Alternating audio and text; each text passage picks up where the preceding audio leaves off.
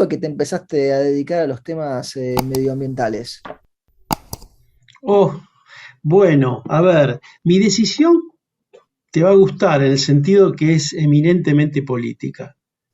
Eh, a diferencia de mucha gente que se acerca a los temas ambientales o a la discusión de la sostenibilidad, a veces porque alguna situación le afecta o porque de repente siente simpatía por ciertas cuestiones de la naturaleza, etcétera. En mi caso te diría que fue una decisión política porque te voy a hablar de la prehistoria, ¿eh? Te voy a Sí, hablar de la historia.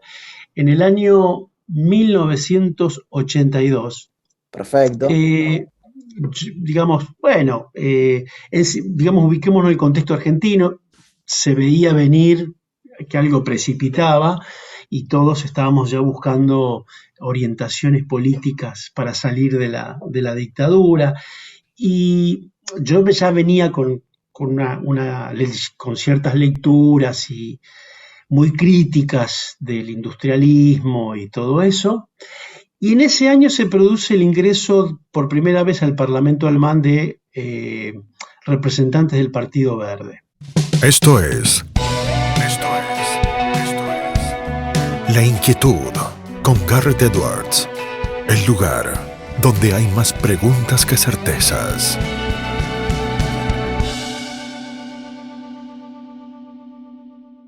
Damos vuelta de página aquí en La Inquietud por CNN Radio Rosario. Tenemos un enorme honor, placer y privilegio. Un experto en sustentabilidad y transición energética de los Verdes, diputado nacional de Cambiemos del año 2015 al 2019. Se define a sí mismo también como un melómano. Es quien está detrás del misterio del tren azul, que siempre tiene un montón de misterios más para sumar. Es Juan Carlos Villalonga Cali. Villalonga Cali, ¿cómo estás? Gartedo te saluda. ¿Qué tal? Muy bien. ¿Cómo estás vos? Placer de tenerte, Cali. Gracias por sumarte para charlar aquí conmigo y con nuestra audiencia. Si te parece, empezamos por algo que te he leído alguna vez en alguna entrevista a lo largo de los años. Creo que nunca lo hemos charlado fuera del aire, A ni ver. tampoco en otras entrevistas, en otros ciclos. ¿Cómo fue que te empezaste a dedicar a los temas medioambientales? Oh, bueno, a ver, mi decisión te va a gustar en el sentido que es eminentemente política.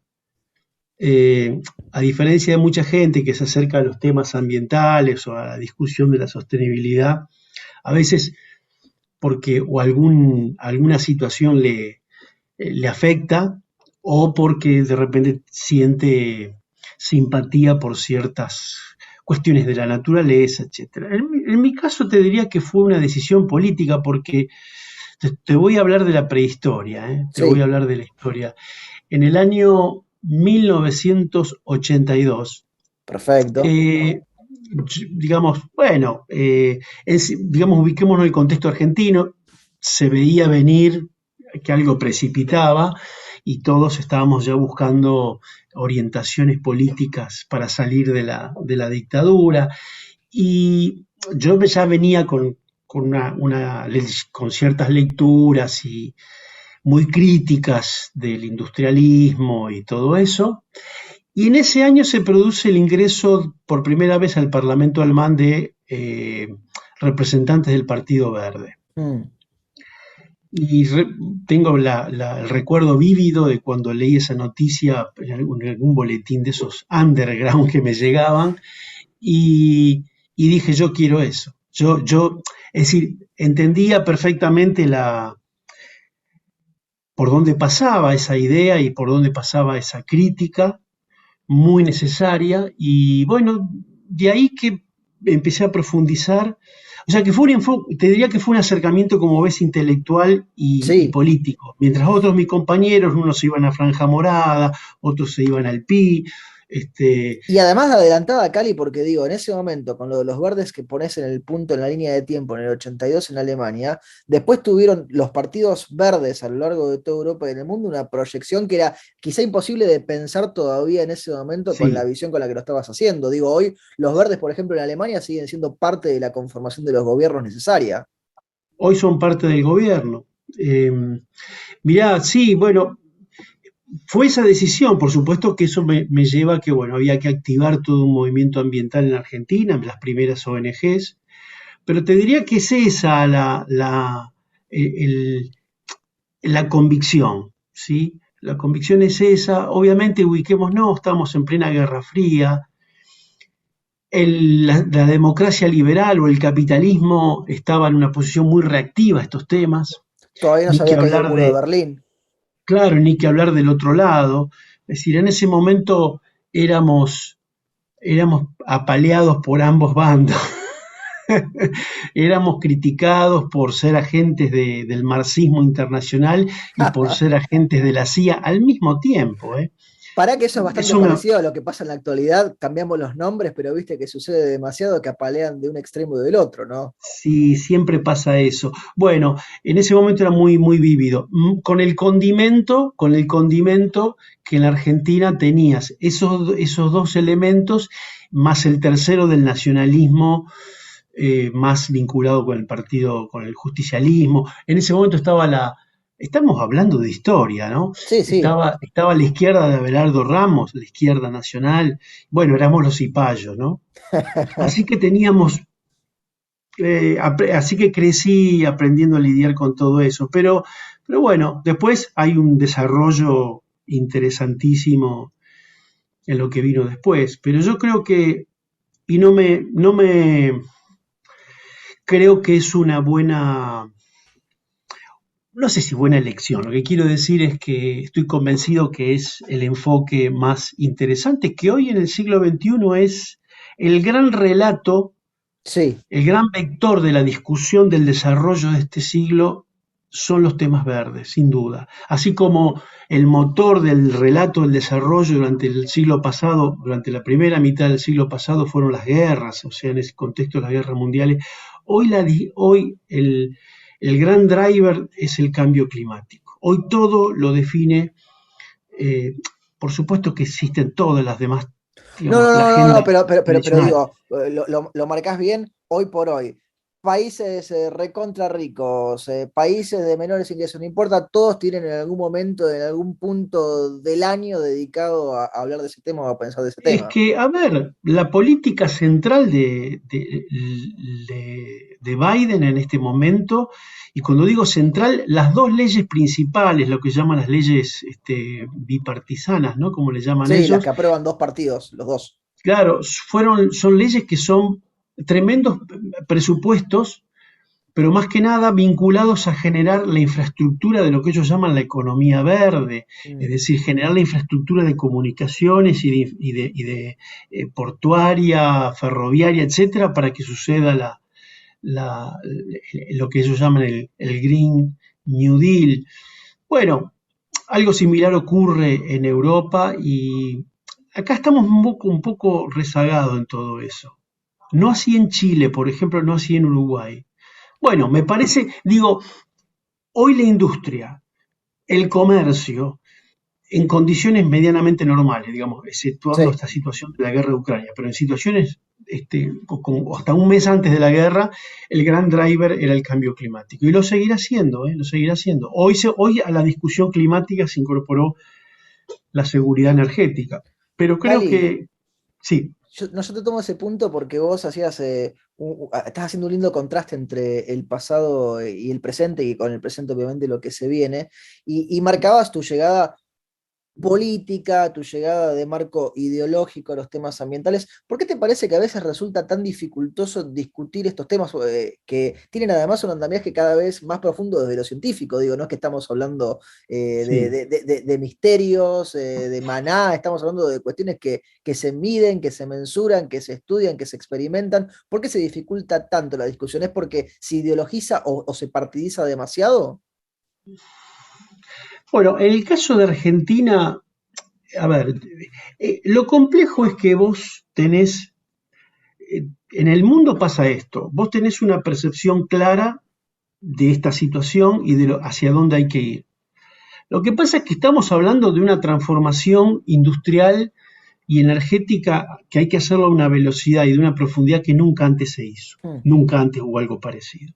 También es muy importante señalar, hubo transiciones tecnológicas y energéticas con anterioridad, pero todas fueron muy naturales en el sentido que tenía que ver con que aparecía una nueva tecnología o aparecía una nueva fuente energética.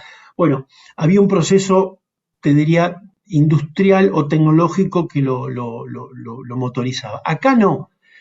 Acá tenemos que cambiar, tenemos que dar vuelta como una media la actividad energética y por ende la actividad económica por una externalidad, por un condicionante climático. Entonces tenemos que forzar rápidamente ese cambio al costo que fuere. Por suerte te diría que la tecnología está dando buenas respuestas y los costos pueden ser mucho más bajos de lo que hubiéramos imaginado. Ahora, esto hay que hacerlo en un contexto muy complejo. No hay país que no tenga conflictos.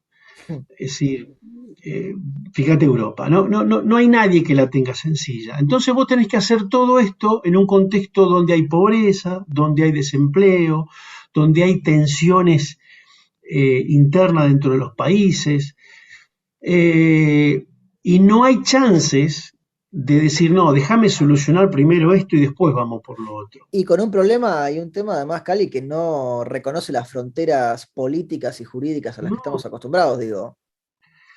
No, con una tremenda situación muy complejo desde lo político, porque yo te voy a dar el caso Argentina. Sí.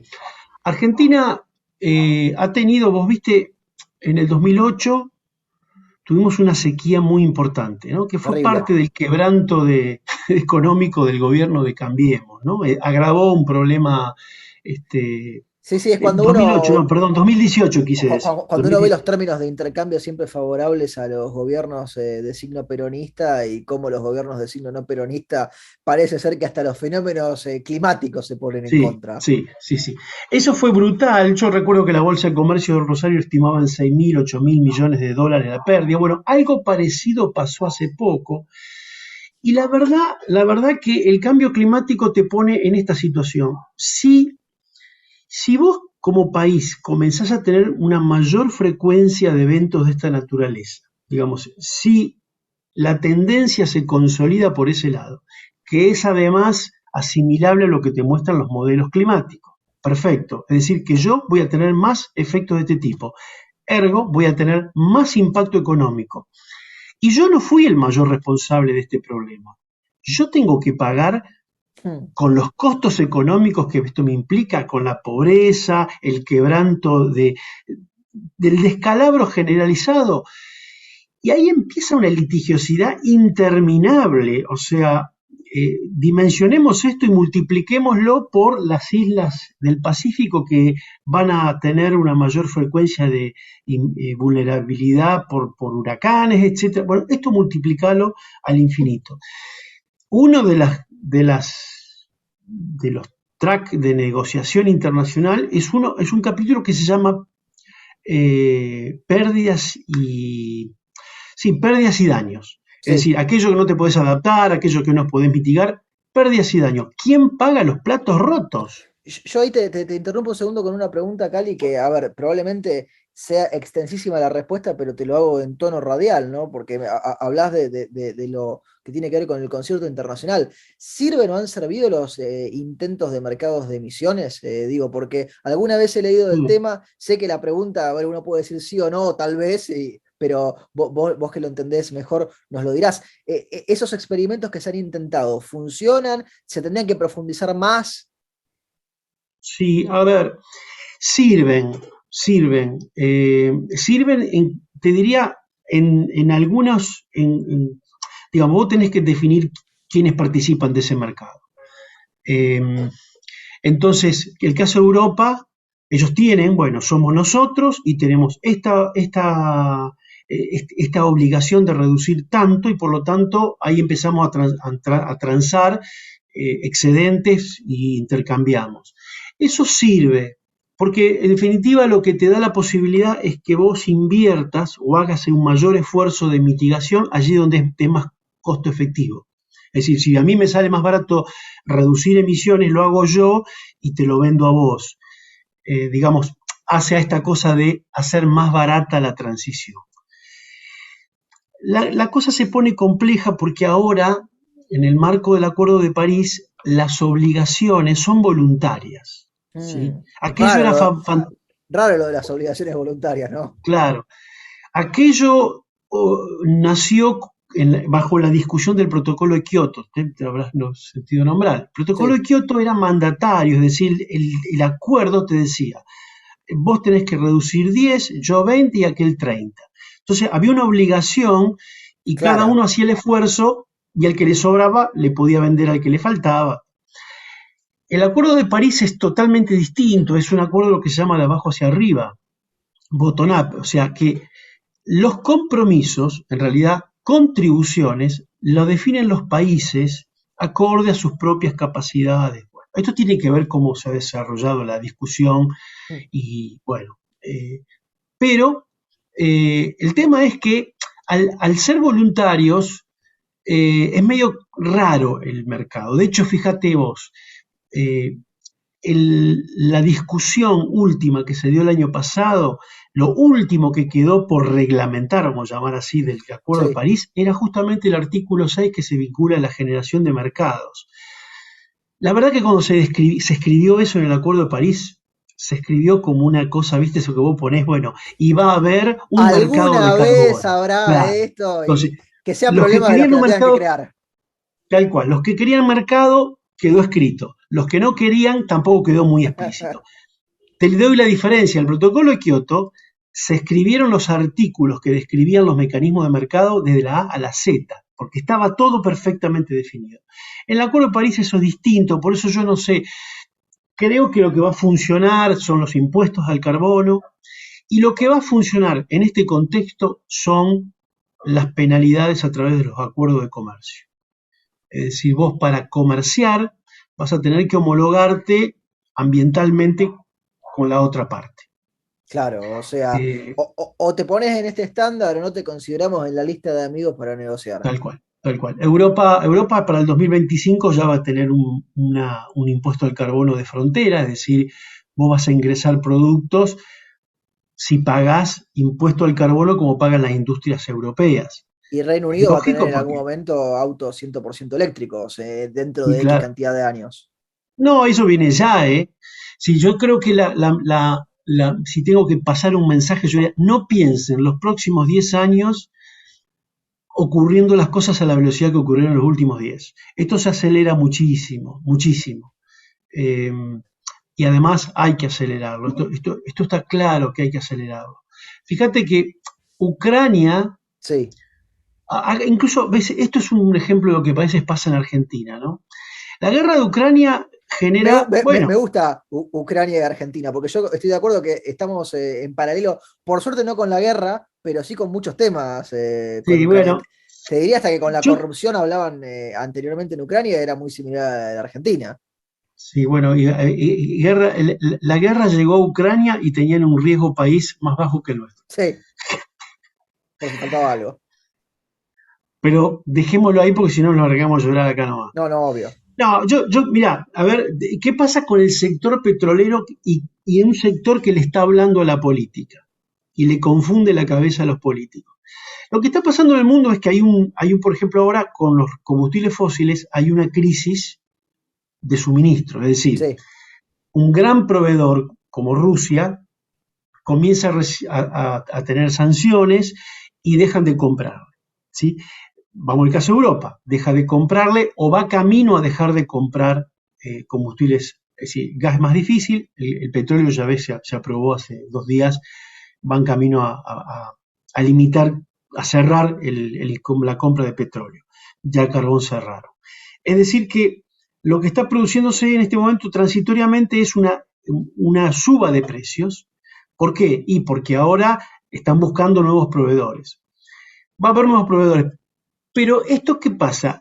Está acelerando la convicción de que deben acelerar el abandono de los combustibles fósiles. Es sí. decir, yo he escuchado en un importante programa periodístico, como es el programa de Carlos Pagni, a un petrolero decir, bueno, antes estábamos discutiendo las renovables y ahora, por fin, estamos de nuevo discutiendo fósiles.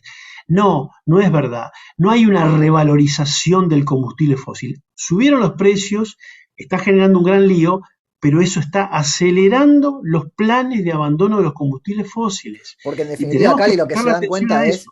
tenemos problemas con los países que hacen combustibles fósiles. Nos pusimos de acuerdo de antemano que hay que dejar los combustibles fósiles. Esto nos marca otro motivo más para dejar los Otro combustibles motivo más, fósiles. es decir, los dos drivers, transición energética y seguridad energética. Algo que algunos critican a Europa por depender del gas ruso. Yo defiendo, Europa apostó a que por la vía del comercio ciertas locuras se iban a aplacar. Eh, no sucedió. Bueno, esto es un cambio radical. Vos estás viendo lo que pasa en Europa, Sí, ¿no? O sea, Alemania pasa a ser un país con una política exterior seria en términos de seguridad, se suman a la OTAN, Finlandia, Suiza deja de ser neutral, o sea, Europa cambió su perfil en esto. ¿Por qué?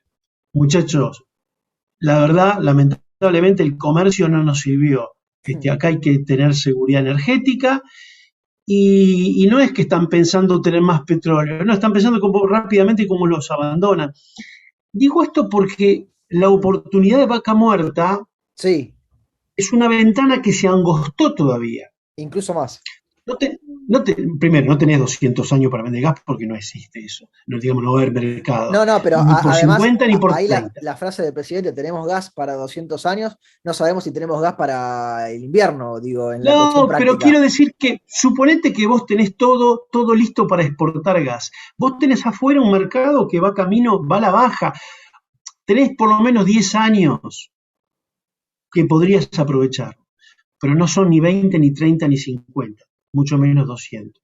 Digo, esto es no entender lo que está pasando en el mundo, ¿viste? Y eso es preocupante. Más aún, en este brevísimo tiempo del gas, no sé si vamos a ser competitivos.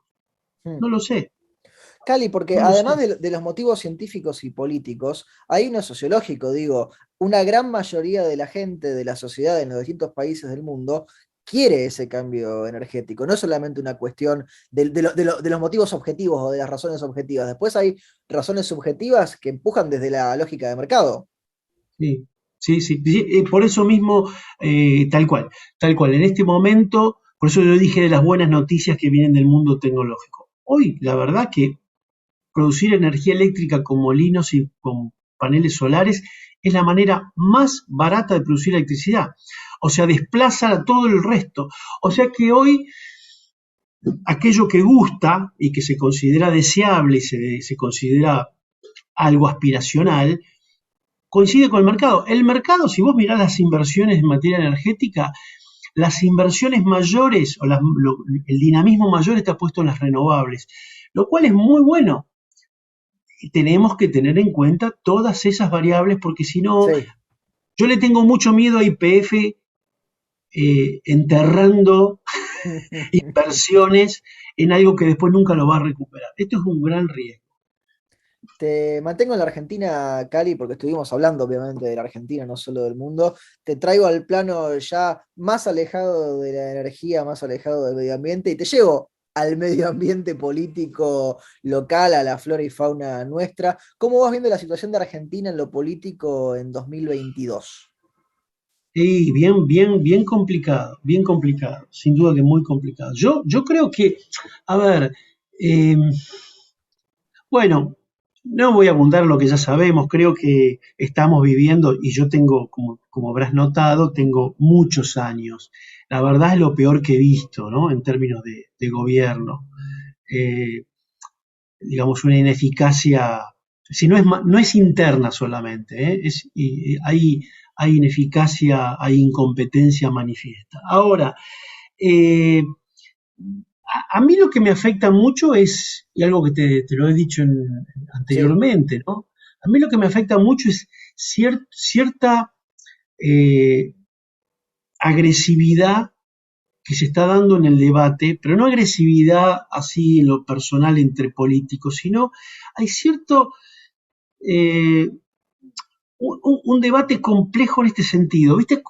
Yo veo, cuando vos ves la 9 de julio, sí. llena de gente reclamando planes y todo eso, bueno, Yo lo que veo allí es pobreza, es miseria. A ver si nos damos cuenta. Veo el fracaso del país. Bueno, me he encontrado con que para la política esos son vagos nada más. Son planeros, vagos. Pará.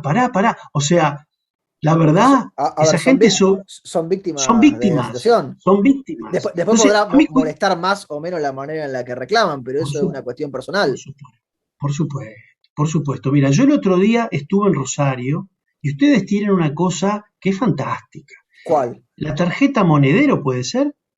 ¿Se llama así? La billetera Santa Fe, sí, Billetera. ¿Me sí, entendés? O de la sea, provincia de Santa somos Fe. todos planeros. A ver, ¿de qué estamos hablando? ¿Viste? Porque resulta, ese es un plan VIP, ¿me entendés? Sí, O todos es de todas las clases incluidas hasta la clase alta para irse a comprar, no sé, el whisky con un descuento en la con vinería. el, con el previaje, con el previaje, otro También. plan, el plan desde hace el 2004, el plan tarifas planchadas, del cual alguna gente te aseguro que el ahorro que tiene por no pagar tarifas como corresponde superan la UH más el plan de lo que sea. No, Lo que estoy tratando cuando de uno ve decir, lo que se paga realmente a precios de mercado en el exterior, la energía, por caso la electricidad, para poner ejemplo, te das cuenta lo poco que por pagamos acá con los eso, subsidios. si trato de decir, calmémonos muchachos, estamos en un país que nada funciona, está todo trastocado y nos la agarramos con el más débil, el que menos tiene, al que hemos dejado abandonado por décadas y por supuesto que hoy tiene todas las taras y los defectos producto de la marginación. Pero yo veo eso y hay políticos que yo aprecio, pero cuidado cuando te zarpas demasiado porque, y sabrás de quién me refiero. Mm. Pero compro todo, viste que vos hables del pobrismo, todo. Pero vos, hermano, fuiste parte de todo el menemismo, de todo el kirchnerismo, y a que ahora te hayas dado cuenta, me parece bárbaro, pero bajemos el copete un poco, viste. Mm. Eh, no sé, y no es que estoy defendiendo los planes, alguna gente No, no no, lo no, entiende. no, no, no, está marcando que los planes y la pobreza afectan de distintas maneras a todos en la Argentina. ¿Viste? Es un país que no funciona y de eso tenemos que hacernos cargo, ¿viste?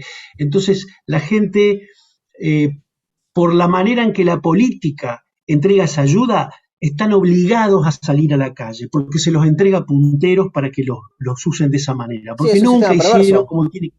¿Eh? Es un sistema perverso. Pero claro, porque nunca le dieron la guache como tiene que ser, como para que la gente cobre eso, esté tranquila y pueda salir a hacer su vida y a hacerse su vida laboralmente, lo que sea, no lo tenés atado. Entonces, toda esa perversidad lleva a que ahora, viste, somos todos piola y son todos vagos. No es así, no es así, así no vamos a salir. Bueno, nada, estoy muy dolido porque yo veo eso, digo, la política. Lo ves por la televisión, lo ves los periodistas. Yo creo que hay que calmarnos un poco y ser un poco más, no sé, eh, humanos, no sé cómo explicarlo, humanos. Y no quiero que esto se confunda con un discurso demagógico No, no, no, o no, como es obvio. el kirchnerismo, pero, viste, La posibilidad de muchachos. entendernos y de comprendernos y de escuchar al otro también, ¿no? Que es algo que Y parece esto haberse lo digo perdido. porque, mira, puse un tuit ayer o hoy, no me acuerdo, Sí, porque, viste, circuló esa noticia falsa, por otro lado, de que en ¿cuál? Dinamarca los que reciben un plan no votan. Falsa, es uno que tiene un fake news, pero lo están difundiendo, ¿no? Como que los que cobran un plan no pueden votar, ¿viste? Yo te digo la verdad, vos usás el previaje y tampoco deberías votar entonces. Y- ¿Me entendés? O sea, tú, sí, porque digo esto provocativamente, estamos de acuerdo. Pero si mirás un gráfico que se distribuyó hace poco, Sí, las barras anuales de gasto social en planes y el gasto en subsidios energéticos. ¿y Y el cómo gasto en están? subsidios energéticos supera el gasto social. Y todo eso es plan, eso es subsidio. Pasa que eso lo consume Otra gente. otra clase, ¿me entendés? Entonces, cuidado, que es un país que está tan reventado que, que no podemos culpabilizar al planero, ¿viste? No sé, es un poco, estoy amargado por eso, creo que no hay que ser tan desalmado, me refiero, no sé, la palabra es misericordia, no sé cuál es la palabra, pero, y eso es independiente de que, a ver, yo me considero liberal y toda la bola, pero eso no significa no hacerme cargo de lo que no funciona y la respuesta que debemos dar para que la gente pueda tener lo que tiene que tener o acceder. Bueno, no sé, perdón que me vaya muy lejos No, con está esto. perfecto. Cari, para tratar de que no te amargues tanto, nos quedan dos preguntas más en esta entrevista. Vamos a tu costado melómano, a tu costado musical, a tu costado de los misterios, del misterio del tren azul. Imagino primero que quedan muchos misterios semanales para ir descubriendo. ¿Qué escucha Cali Villalonga en la semana cuando tiene algún minuto como para dedicárselo a la música, para poner el vinilo, para poner el compact disc, para poner, no sé, el cassette? O incluso también para poner Spotify. Mira, lo que me pasa es que cuando estoy preparando un episodio, trato de escuchar mucho lo que voy a pasar, los discos y lo que está alrededor de eso. Eh, y, y eso es como que me va obsesionando. Y cuando hago el episodio es como que me lo saco de encima. O sea, le dedicas Sí, un me tiempo pasa eso. Y, monstruoso en el momento en el que lo estás haciendo y después a lo mejor lo guardás hasta la próxima. pero me encanta porque me obliga a escuchar cosas nuevas o cosas que ya he escuchado. Por ejemplo, y te hago Sí. un adelanto, voy a hacer el próximo, ya está, y lo tengo preparado, quizás lo grabé esta noche, sobre un periodo particular nacional, del rock nacional, que es el rock pesado, con lo que para mí es la nave insignia, que es el proyecto Papos Blues. Entonces, vos sabés que mayormente se pasa jazz y una cantidad de cosas que uno podría decir Obvio. sofisticada. Bueno, no. Pero bueno, eso, y ahí hay, digamos, análisis, le he pedido a alguna gente una ayudita, porque me parece que es un tópico que debiéramos rescatarlo. Es todo un tema el rock pesado en sí mismo y responde a una época políticamente muy pesada también. Es como una banda sonora del año 72, 73, 74, muy particular. Todo eso me gusta, bueno, así como el último episodio fue sobre música senegalesa, ¿no? Sí, No porque sé si lo escuchaste, pero a veces tenés esos episodios más raros, más extraños, sí, más saliéndote de sí, la vía sí. común.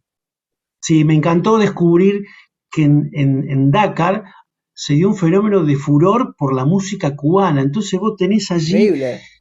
músicos africanos haciendo son cubano. Si vos imaginate que el son cubano nace de los africanos esclavos que fueron para allá, se metabolizó, se generó el son cubano y vuelve al África.